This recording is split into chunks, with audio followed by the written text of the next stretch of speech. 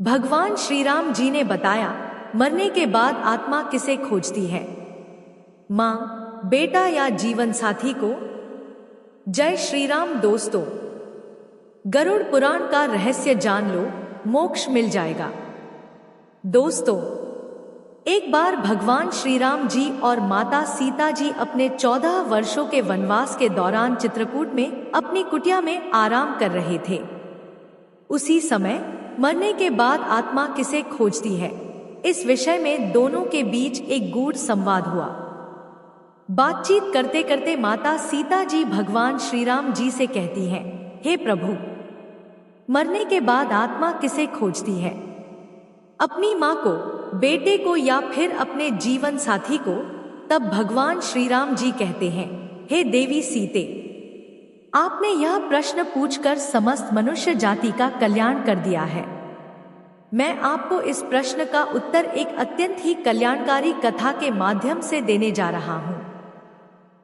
कृपया इस कथा को आरंभ से अंत तक ध्यानपूर्वक सुनिएगा, क्योंकि जो भी मनुष्य इस कल्याणकारी कथा को मन लगाकर पूर्ण रूप से सुन लेता है, उसे निश्चित ही मोक्ष की प्राप्ति होती है। और जो मनुष्य इस कथा को अधूरा छोड़ देता है, उस पर परमात्मा की कृपा नहीं होती। तब माता सीता जी कहती हैं, हे प्रभु, आप मुझ पर विश्वास कीजिए। मैं इस कथा को आरंभ से अंत तक ध्यानपूर्वक सुनूंगी और जन जन तक इसे पहुंचाने का संकल्प भी करूंगी। तब भगवान श्री राम जी कथा आरंभ करते हुए कहते हैं, हे देवी सीते, क्या मरने के बाद आत्मा फिर से अपने घर लौट कर आती है? यह प्रश्न जितना सरल प्रतीत होता है, इसका उत्तर उतना ही रहस्यमय और गहराई से भरा हुआ है। आगे भगवान श्री राम जी कहते हैं, हे देवी सीते, हिंदू ग्रंथ गरुड़ पुराण एक ऐसा दिव्य ग्रंथ है जो मृत्यु के बाद आत्मा की अदृश्य और अनदेखी यात्रा का विस्तार से वर्णन करता है। गरुड़ पुराण के अनुसार आत्मा मरने के बाद कहाँ जाती है? क्या वह अपने परिवार के लोगों को खोजती है या नहीं? यह सब आत्मा के संस्कारों, उसकी इच्छाओं और मृत्यु के समय की मानसिक एवं आध्यात्मिक स्थिति पर निर्भर करता है। फिर श्री राम जी आगे कहते हैं, हे देवी सीते, इस रहस्यमय कथा में मैं आपको बताने जा रहा हूँ कि मृत्यु के समय आत्मा के साथ कौन कौन सी अलौकिक घटनाएं घटित होती हैं। मनुष्य का शरीर मृत्यु को कैसे स्वीकार करता है और उस समय उसे कौन कौन से सूक्ष्म संकेत प्राप्त होते हैं। आत्मा शरीर से कब और कैसे निकलती है और उसे यह ज्ञात तक नहीं होता कि वह अब देह से अलग हो गई है। परिवार का विलाप, शोक और बिछड़ने की पीड़ा आत्मा के चेतन मन पर क्या प्रभाव डालती है, यह जानना केवल एक जानकारी नहीं है, बल्कि आत्मचेतना की शुरुआत है। आगे श्री राम जी कहते हैं, हे देवी सीते, आगे बढ़ने से पहले इस दिव्य कथा का सम्मान करते हुए इसे पूरे ध्यान से सुनिएगा।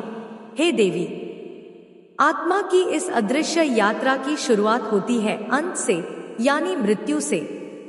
आपको जानकर आश्चर्य होगा कि हिंदू धर्म में कुल 18 महापुराण हैं और इन सभी महापुराणों में एक विशेष ग्रंथ है गरुड़ पुराण, जो न केवल मृत्यु के पश्चात आत्मा की रहस्यमय गाथा को उजागर करता है, बल्कि आत्मा की अंतिम पीड़ा, दिव्यता और कर्मों के प्रभाव को भी विस्तार से बताता है।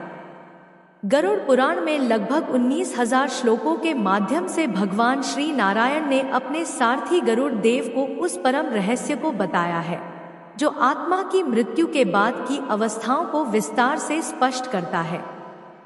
प्राचीन रीति रिवाज और मान्यताओं के अनुसार गरुड़ पुराण का श्रवण न केवल मृत आत्मा को शांति और मोक्ष प्रदान करता है, बल्कि उसके परिवार को भी आध्यात्मिक बोध, मानसिक संतुलन और गहरी अनुभूति प्रदान कराता है।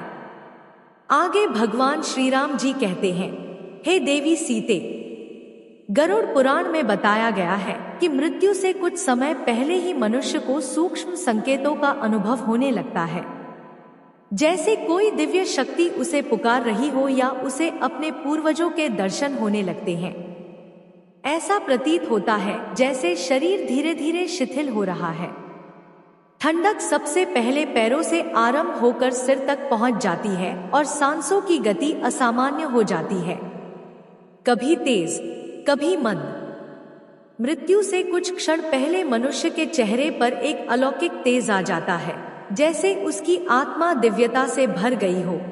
जब जीवन की लौ बुझने लगती है तो आत्मा ऊर्जा की अंतिम तरंग के साथ बाहर निकल जाती है, परंतु उसे यह ज्ञात नहीं होता कि वह अब शरीर से अलग हो चुकी है। शुभ कर्म करने वाले मनुष्यों की आत्मा सहजता से निकल जाती है, परंतु जिनके पाप अधिक होते हैं उनके लिए यह क्षण अत्यंत पीड़ादायक हो जाता है। आत्मा के निकलते ही शरीर मौन और शीतल हो जाता है, लेकिन आत्मा भ्रम में रहती है कि वह जीवित है।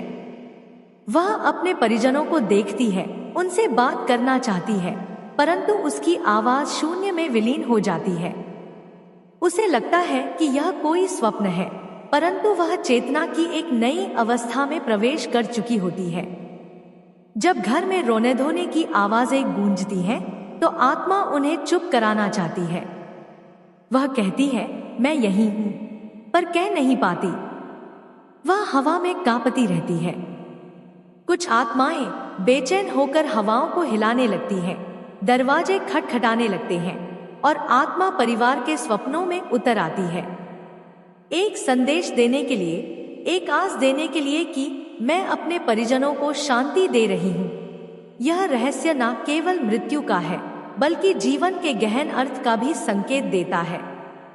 आगे भगवान श्री राम जी कहते हैं, हे देवी सीते, अब मैं आपको बता रहा हूँ कि मृत्यु के देवता यमदूत कब और कैसे आते हैं। आत्मा मृत्यु के कुछ समय बाद एक नई हलचल को महसूस करती है। अचानक उसे एहसास होता है कि कोई अदृश्य, दृष्टि से परे शक्तियां मेरे समीप आ रही हैं। यदि आत्मा पुण्यवान होती है तो उज्जवल तेजों में देवदूत उसे सम्मानपूर्वक स्वर्ग की ओर लेकर जाते हैं, लेकिन यदि किसी मनुष्य के कर्म अंधकार में रहते हैं तो भयंकर यमदूत आते हैं और उसे पकड़कर मारते हुए चीखों और भय के मध्य नरक की दिशा में ले जाते हैं। लेकिन यह यात्रा यहीं समाप्त नहीं होती। सबसे पहले आत्मा को उसके संपूर्ण जीवन का दर्पण दिखाया जाता है। हर पुण्य कर्म उसकी चेतना में संतोष और प्रकाश, सुख की लौ जगा देता है। वहीं हर पाप कर्म उसे डर, पश्चाताप और दुख से भर देता है। और यमदूत धीरे से कहते हैं, अब तुम्हारा समय इस लोक में समाप्त हुआ। आगे भगवान श्री राम जी कहते हैं, हे देवी सीते, अब मैं आपको वह रहस्य बता रहा हूं जो आत्मा मृत्यु के बाद 13 दिनों तक अनुभव करती है। गरुड़ पुराण बताता है कि आत्मा मृत्यु के बाद भी 13 दिनों तक इसी लोक में रहती है, परंतु वह स्थिति सामान्य नहीं होती। वह एक गहन और अदृश्य यात्रा का आरंभ होती है। पहले 3 दिन भ्रम, मोह और अज्ञान का समय होता है। आत्मा अपनी मृत्यु को स्वीकार नहीं करती। वह घर में ही भटकती रहती है। अपने परिवार के लोगों से बात करना चाहती है, पर उसकी आवाज कोई सुन नहीं सकता। यदि मृत्यु दुखद या हिंसक होती है तो आत्मा बेचैनी, दर्द और उलझन में फंस जाती है। चौथे दिन से 10वें दिन तक आत्मा को धीरे धीरे सत्य का ज्ञान होने लगता है। उसे महसूस होता है कि मैं अब शरीर का हिस्सा नहीं हूं। यदि परिवार द्वारा धार्मिक विधि विधान अनुसार क्रियाएं की गई होती हैं, तो आत्मा को थोड़ी राहत मिलती है। लेकिन जिनकी इच्छाएं अधूरी रह जाती हैं, उनकी आत्मा अशांत, दुखी और अस्थिर रहती है। 11वें से 13वें दिन तक आत्मा के लिए विदाई का समय आता है। पिंडदान और श्राद्ध उसके अगले लोक के द्वार खोलते हैं। जिसने अपने जीवन में धर्म और पुण्य कमाया होता है, उसे देवदूत स्वर्ग की ओर लेकर जाते हैं, जबकि जिसने पापों का बोझ संचित किया होता है, उसे यमदूत नरक की ओर लेकर जाते हैं। आगे भगवान श्री राम जी कहते हैं, हे देवी सीते, अब मैं आपको बता रहा हूं कि आत्मा कैसे देती है संकेत। जब कोई आत्मा मोह में बंधी होती है तो वह रहस्यमय इशारे छोड़ती है, जैसे स्वप्नों में आना, घर में अदृश्य सुगंध फैलना, बिजली का अपने आप जलना बुझना, अचानक ठंडी हवा का बहना, यह सब आत्मा की मौन पुकारें होती हैं। गरुड़ पुराण बताता है कि मृत्यु के बाद आत्मा स्थूल शरीर को छोड़ देती है, लेकिन उसकी चेतना बनी रहती है। वह सबको देख सकती है, सुन सकती है, लेकिन बोल नहीं सकती, क्योंकि अब उसके पास ध्वनि उत्पन्न करने वाले शारीरिक उपकरण नहीं होते। जब भावना गहरी होती है तो आत्मा बिना बोले भी संवाद कर लेती है, कभी स्वप्नों में, कभी दिव्य सुगंध के रूप में, कभी उपकरण अपने आप बंद चालू होकर। यह सब आत्मा के मौन संकेत होते हैं।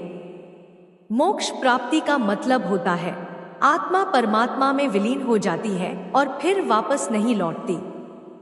और जो आत्माएं स्वर्ग या नरक जाती हैं, वे अपने कर्मों का फल भोगती हैं और पृथ्वी के कार्यों में हस्तक्षेप नहीं करती। परंतु जो आत्माएं अधूरी इच्छाओं के कारण भटक रही होती हैं, वे कभी कभी संकेत देकर सहायता की कामना करती हैं। गरुड़ पुराण बताता है पूर्वजों की आत्माएं पितृलोक में निवास करती हैं और जब उनके वंशज श्रद्धा से तर्पण या श्राद्ध करते हैं तो वे प्रसन्न होकर आशीर्वाद देते हैं। यदि परिवार पर कोई संकट आने वाला होता है तो पितरों की आत्माएं संकेत देती हैं, कभी स्वप्न में, कभी अंतर्मन में। यदि किसी दिवंगत आत्मा का बार बार स्वप्न में आना हो तो यह समझना चाहिए कि वह कोई संदेश देना चाहती है। गरुड़ पुराण बताता है कि यह स्वप्न केवल संयोग नहीं बल्कि सूक्ष्म संदेश होते हैं। बहुत से लोग बताते हैं कि अचानक किसी दुर्घटना से बच गए हैं या कोई अदृश्य शक्ति उनके साथ थी। यह शक्ति संभवतः उनके पूर्वजों की आत्मा होती है जो संकट के समय उनकी रक्षा करती है। जब घर में श्राद्ध, पिंडदान या धार्मिक पाठ होता है तो आत्माएं प्रसन्न होकर उस घर में सकारात्मक ऊर्जा भर देती हैं, जो परिवार को मानसिक शांति, सुरक्षा और समृद्धि प्रदान करती है। आत्माएं कभी स्वप्न, कभी विचार, कभी आभास के माध्यम से लोगों के निर्णयों को प्रभावित करती हैं।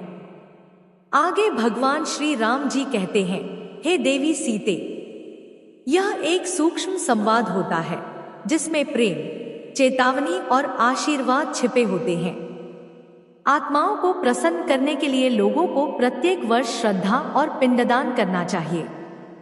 गरुड़ पुराण, पितृ स्तोत्र और महामृत्युंजय मंत्र का पाठ करना चाहिए। जरूरतमंदों को भोजन और दान देना चाहिए। इससे पितृ आत्माएं प्रसन्न होती हैं और प्रियजनों की रक्षा करती हैं। परंतु जो आत्माएं अधूरी इच्छाओं में बंधी होती हैं, वे कभी कभी खतरनाक भी बन जाती हैं। इसलिए उन्हें शांति देने के लिए विशेष पूजा पाठ, दान और मंत्र जाप आवश्यक होता है। आगे भगवान श्री राम जी कहते हैं, हे देवी सीते, क्या कभी आपको लगा है कि जब जीवन में सब कुछ डगमगा रहा होता है तो कोई अदृश्य शक्ति आपका मार्गदर्शन कर रही होती है? वह शक्ति कोई और नहीं बल्कि कभी आपके पूर्वजों की आत्मा, कभी परमात्मा का संकेत और कभी आपके पुण्य कर्मों की छाया होती है। आगे भगवान श्री राम जी कहते हैं, हे देवी सीते, अब मैं आपको बता रहा हूँ कि मृत्यु के बाद आत्मा किसे खोजती है, अपनी माँ को, अपने बच्चे को, अपने पति को या अपनी पत्नी को? यह सवाल जितना भावनात्मक है उतना ही गूढ़ भी है। इसका उत्तर गरुड़ पुराण, ब्रह्मा वैवर्त पुराण और आत्मजागरण से जुड़ी संतवाणी में विस्तार से मिलता है। एक आत्मा सबसे पहले उस संबंध को खोजती है जिससे उसका मोह सबसे गहरा होता है। यदि माँ के प्रति अत्यंत मोह था तो आत्मा माँ को खोजती रहती है। यदि संतान के प्रति लगाव अधूरा रहा था तो आत्मा बच्चे के आसपास भटकती है। यदि पति या पत्नी के साथ प्रेम अधूरा रह गया तो आत्मा जीवन साथी को खोजती रहती है। इस प्रकार आत्मा भावना की तरंगों से खिंचती है, रिश्ते की परिभाषा से नहीं। मृत्यु के बाद आत्मा का कोई नाम नहीं होता, वह केवल भावनाओं और संस्कारों की ऊर्जा होती है। वह उसी परिवार को खोजती है जिसमें उसका मोह, संकल्प या अधूरी बात शेष रहती है। भगवान श्री राम जी कहते हैं, हे देवी सीते, अब मैं आपको एक उदाहरण से समझाता हूं। एक माँ जो अपने बच्चे को छोड़कर गई थी, वह आत्मा बार बार स्वप्न में आती है। एक पत्नी जो पति की सेवा करना चाहती थी पर असमय मृत्यु हो गई, वह आत्मा पति की पीड़ा को महसूस करती है। एक वृद्ध जिसे जीवन भर माँ की ममता की तलाश रही, वह आत्मा मरने के बाद भी अपनी माँ को खोजती है। इस प्रकार आत्मा माँ, बेटा, पति या पत्नी, जिसमें सबसे अधिक प्रेम, पीड़ा या अधूरी भावना जुड़ी होती है, उसे खोजती है। भावनाएं जहां गहरी होती हैं, आत्मा वहीं खिंचती है। अंत में भगवान श्री राम जी कहते हैं, हे देवी सीते, यदि आज की यह रहस्यमय मृत आत्मा की यात्रा आपके हृदय को स्पर्श कर गई है, तो कृपया इस जानकारी को श्रद्धा रूप में अपने परिवार व मित्रों संग साझा करें। और यदि आप चाहते हैं कि ऐसे ही दिव्य सत्य आपके जीवन को आलोकित करते रहें, इस प्रकार भगवान श्री राम जी ने माता सीता जी के माध्यम से समस्त मानव जाति के कल्याण हेतु इस ज्ञान को बताया है। आत्मा के इस रहस्य को जो भी जान लेता है, उसे मोक्ष की प्राप्ति संभव है। आशा करती हूँ कि आपको यह कथा अच्छी लगी होगी। अगर यह ज्ञान अच्छा लगा हो तो वीडियो को लाइक करें, चैनल को सब्सक्राइब करें और इसे अपने परिवार, मित्रों संग साझा करें। फिर मिलेंगे एक और दिव्य कथा के साथ। तब तक के लिए कमेंट बॉक्स में प्रेम से लिखें, जय श्री राम जी, जय मां सीता माता। जो भी इस कथा को शुरू से अंत तक सुनता है, उस पर भगवान श्री राम जी और माता सीता जी की कृपा अवश्य होगी। आप सभी पर परमात्मा की कृपा सदा बनी रहे। आपका दिल से धन्यवाद। जय श्री राम।